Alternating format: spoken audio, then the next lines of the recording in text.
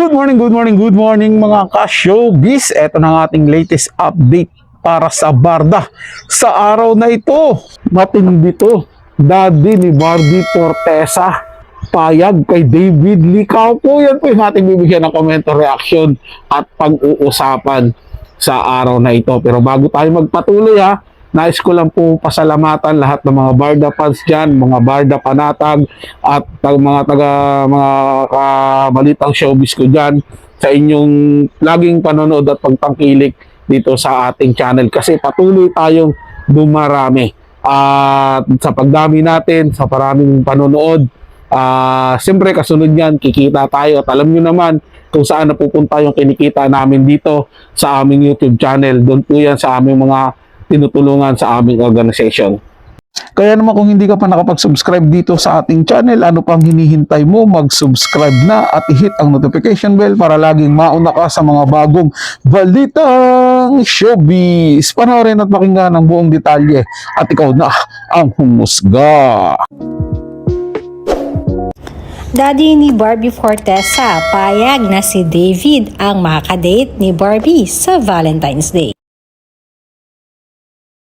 Latest chika muna tayo at update para sa Barda.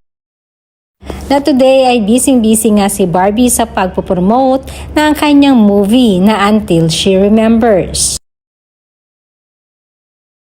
Madami ngayon pa lamang ay sinisigurado na maganda ang movie ito. Hindi pa man na ipapalabas ay madami nang nagsasabi na hindi mapapahiya ang manonood ng movie dahil na rin sa mga dekalidad na artista na kasama ni Barbie dito.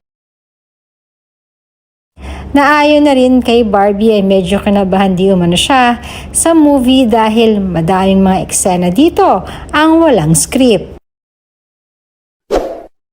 But knowing Barbie Fortesa, alam naman natin na she always delivers kahit ano pa ang mga eksena at consequences na ipapagawa mo sa kanya. Samantalang nalalapit na nga ang Valentine's Day. At madami na ngayon pa lamang ay curious na kung sino nga ba ang makakadate na Barbie at ni David. Dahil alam naman natin na hindi nagkakasama ngayon ang Barda. Kaya naman marami ang natuwa at kinilig sa naging maiksing pahayag ng daddy ni Barbie. Dahil ito ay patungkol nga sa anak niyang si Barbie at kung sino nga ba ang bet nitong makakadate ng anak niyang si Barbie sa Valentine's Day. Nakakatuwa man, isa pa rin ang palaging sinasabi at ibinibigay na pangalan ng daddy ni Barbie, kundi ang pambansang Ginoo lamang. Ito ay sa kadahilan ng kampante na di umano ang daddy ni Barbie kay David. Ops, teka lang, bago tumaas ang kilay ng mga haters dyan at sabihing luma na ang video na to, wait, makinig muna kayong mabuti. Alam kong hindi nyo ma-appreciate to, pero para sa aming mga Barda fans, Barda fanatic at solid Barda panatag, naiintindihan namin to. At kaya ko ipinanood sa inyo, ipinakita itong video na to, mga ka-showbiz, dahil dito pa lang makikita na natin na boto yung tatay ni Barbie Fortesa kay David. Hindi po ba?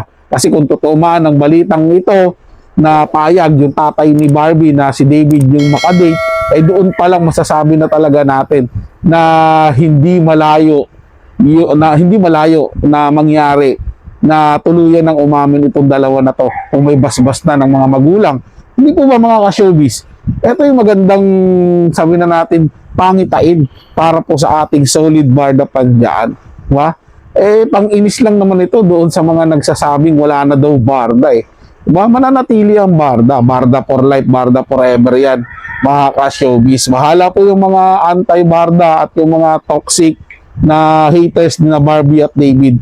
Basta kami mananatiling solid sa Barda at susuporta at maghihintay kami sa kanilang pag-amin or sa kanilang pagbabalik tambalan, mapa TV or big screen man yan.